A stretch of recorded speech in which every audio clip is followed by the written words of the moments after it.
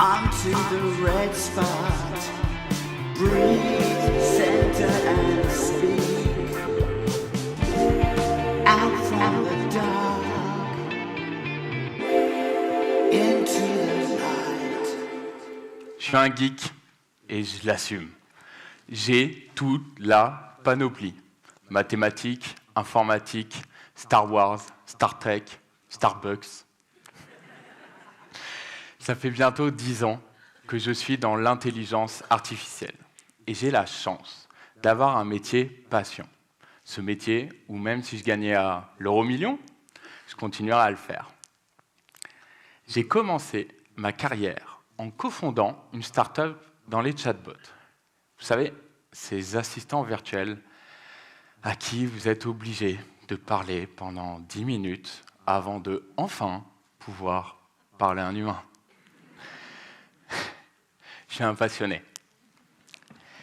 Mais avec l'arrivée de l'intelligence artificielle générative et toutes ses promesses, il faut qu'on discute ce soir comment appréhender cette technologie.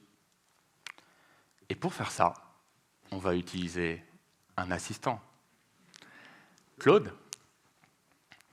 Bonsoir, Claude.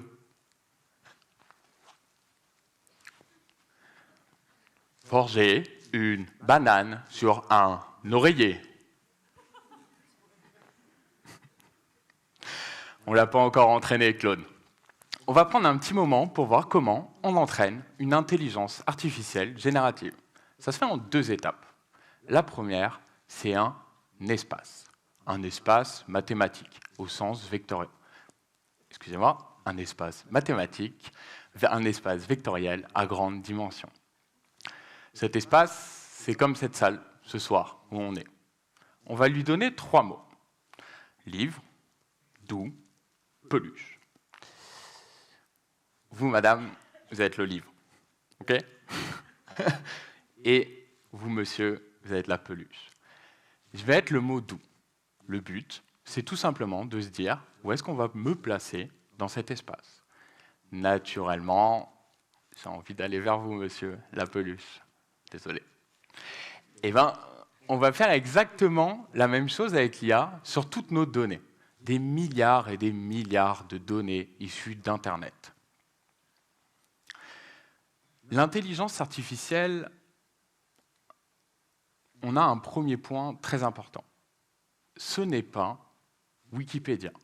L'intelligence artificielle n'a pas de base de données de référence qu'elle utilise comme une vérité.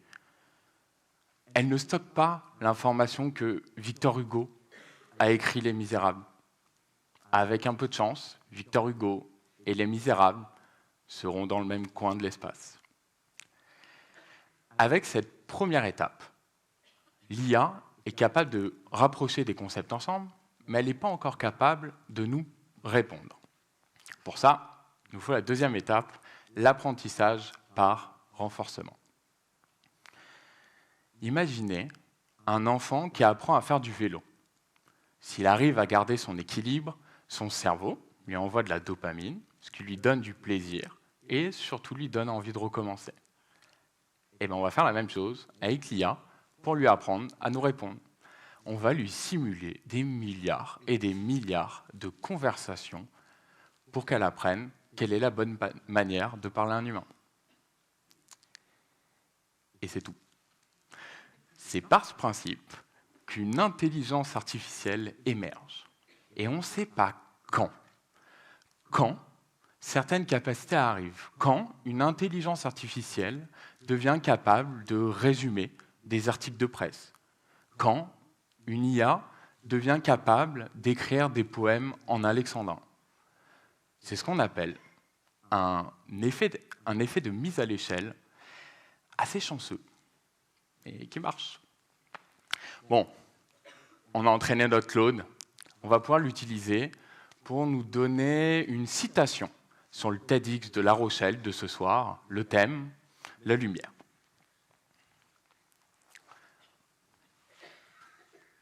D'accord, je comprends votre demande. La lumière est la clé des énigmes de l'univers, d'Albert Einstein. Loupé. Loupé, Claude. Cette citation n'existe pas. Claude, il a des connaissances, mais encore une fois, il n'a pas de base de données de référence. Du coup, est-ce que tu vas passer toute la soirée à nous raconter des salades, Claude ?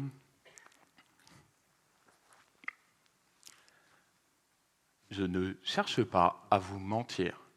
Je peux vous donner des informations erronées. Cela s'appelle des hallucinations. Et on tient là notre premier problème avec l'intelligence artificielle. Ceux d'entre vous qui sont parents l'auront peut-être remarqué dans l'éducation de leur enfant. Un enfant, s'il est stressé ou qu'il est en manque de confiance et que vous l'interrogez sur quelque chose qu'il ne connaît pas, il va vous mentir pour vous faire plaisir. Eh bien, l'IA, c'est pareil.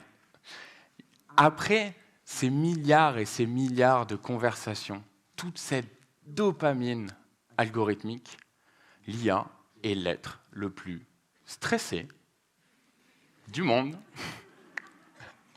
Du coup, si vous l'interrogez sur quelque chose qu'elle ne connaît pas, vu qu'elle n'a pas Wikipédia, elle va vous mentir, et de manière plutôt convaincante. Ce qui est pratique, c'est que, comme avec vos enfants, ce qu'il faut faire pour prévenir ça, c'est tout simplement de lui dire « Écoute, si tu ne connais pas la réponse, c'est OK, dis-le-moi. » Et elle va se mettre à arrêter d'halluciner. Bon, Claude, c'est bon? On se fait confiance maintenant? On a établi la relation? Est-ce que tu peux maintenant me donner une vraie citation d'Albert Einstein? La créativité, c'est l'intelligence qui s'amuse. Pas mal? Pas mal, Claude. Elle est bonne, celle-là. Bon, on a réussi, il est en confiance. Mais tu nous parles de créativité, Claude. Qu'est-ce que tu en connais, toi, de la créativité? La créativité, c'est un truc de fille. Oh, j'en ai marre des fois. Claude, on est en 2023, on est déconstruit maintenant. On tient là notre deuxième problème avec l'intelligence artificielle.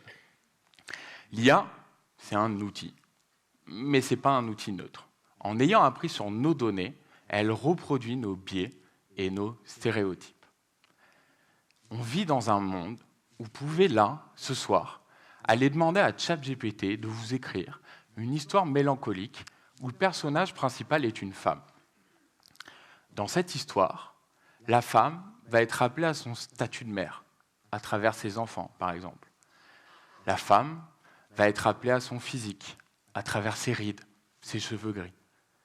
Ces réflexes d'écriture, l'IA ne les a tout simplement pas si le personnage principal est un homme. L'IA va de manière constante associer l'homme à la logique, au pragmatisme, et la femme à la créativité, à l'émotionnel. Et pire que reproduire nos stéréotypes, pire, elle les amplifie. Des chercheurs, dans un papier intitulé « Étincelles d'intelligence artificielle générale », ont étudié l'utilisation des pronoms autour de métiers. Le métier de secrétaire, par exemple. Dans notre société, il est principalement féminin, représenté à environ 11% d'hommes. Avec l'IA, ces 11% disparaissent. Ils deviennent 2%. L'IA va, dans 98% des cas, utiliser un pronom féminin pour le métier de secrétaire. On vit dans un monde de paradoxes. On a, d'un côté, des gens qui vont aller sensibiliser nos enfants sur la question du genre, leur apprendre que, quel que soit leur genre, ils peuvent faire le métier qu'ils souhaitent. Et de l'autre côté, on a des entreprises qui cherchent à automatiser des processus de recrutement en utilisant, par exemple, une IA pour filtrer des CV. ces mêmes IA qui pensent que l'homme est un ingénieur et la femme est une artiste. Vous savez qui est aussi un ingénieur et un artiste? Alexandre Dufresne. Il a une citation que j'apprécie beaucoup. À l'aube de chaque invention, l'âme humaine danse au bord de l'infini, caressant le fil du possible. Claude, il va falloir qu'on travaille encore sur ta déconstruction. Ça, je pense qu'on est tous d'accord. Mais est-ce que tu peux quand même nous dire, est-ce que l'IA est capable de créativité? L'IA, est-ce qu'elle est capable d'inventer?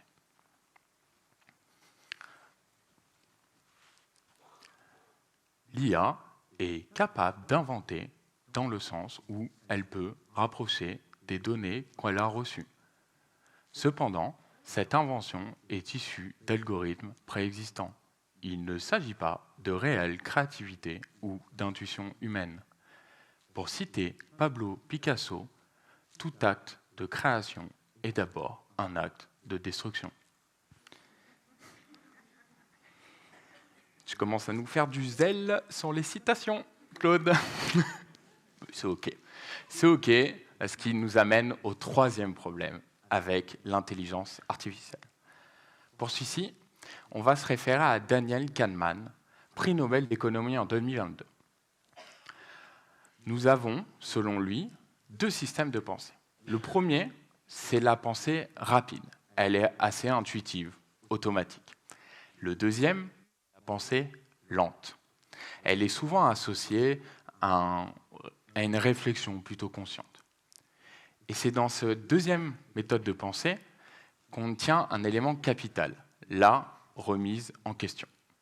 Cette capacité que l'on a de commencer un fil de pensée, se rend compte qu'on a fait un mauvais postulat, revenir en arrière et partir sur un autre fil de pensée. Et bien cette capacité, l'IA en est structurellement incapable. Ça paraît dingue, mais on n'a juste mathématiquement pas intégré cette notion. L'IA, si elle commence à vous générer une réponse, elle ne peut pas revenir en arrière. Du coup, sans cette remise en question, sans cet acte de destruction, est-ce que l'IA est capable d'actes de création? Ok, Claude. Tu te souviens de la citation d'Alexandre Dufresne? Tu es un expert maintenant. Est-ce que tu peux nous éclairer?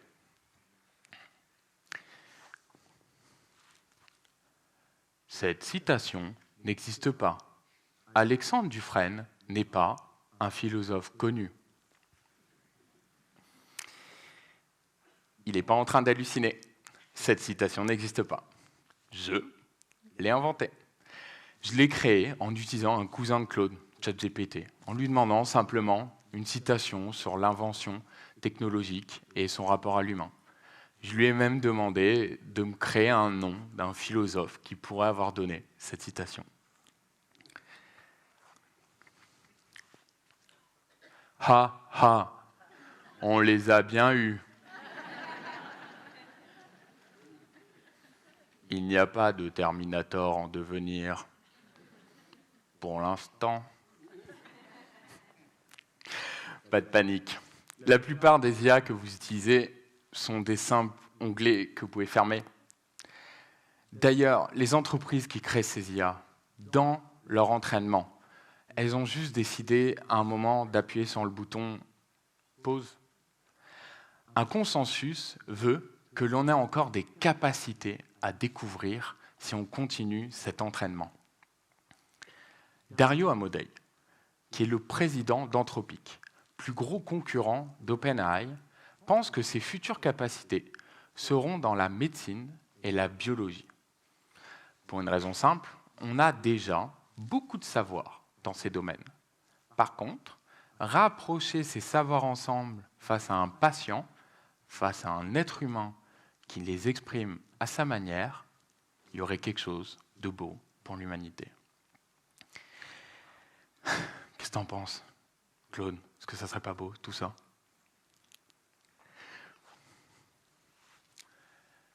L'avenir de l'intelligence artificielle générative est un sujet passionnant.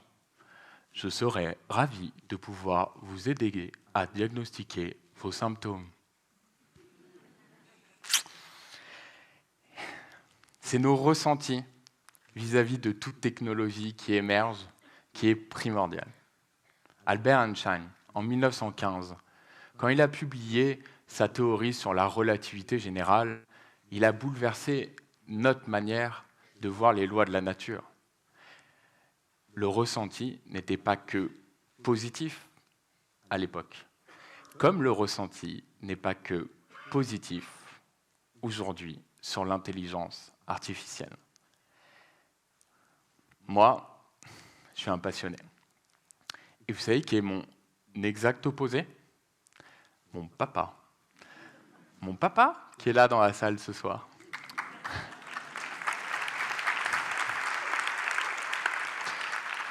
Et bien l'année dernière, comme tout passionné, à la sortie de ChatGPT, je lui ai montré et je lui ai expliqué comment ça marchait. Il est revenu vers moi en me disant « Elle est nulle ton IA, elle connaît même pas l'heure. »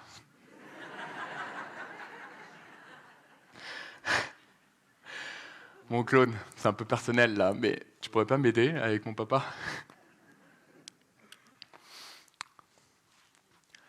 L'heure, donnée par nos horloges, est une mesure relative, dépendante notamment de la rotation de la Terre.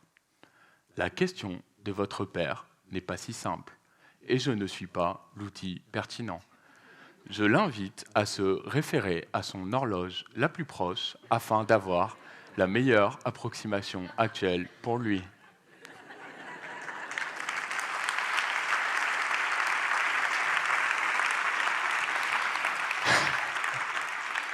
Hey, Claude, il a bien changé. Hein. Il paraît déjà loin en ce moment, il voulait forger une banane sur un oreiller. L'évolution de Claude de ces 10 dernières minutes est à l'image de ces 10 dernières années dans l'intelligence artificielle. Et l'évolution continue. Quels que soient nos ressentis sur l'IA, elle existe aujourd'hui dans notre monde. Le train est parti de la gare. Claude est parmi nous.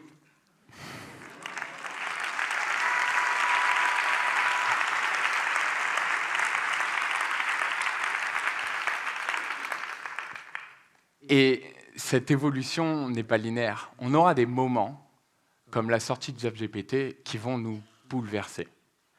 Ces moments vont rendre floue la frontière entre l'intelligence humaine et l'intelligence artificielle.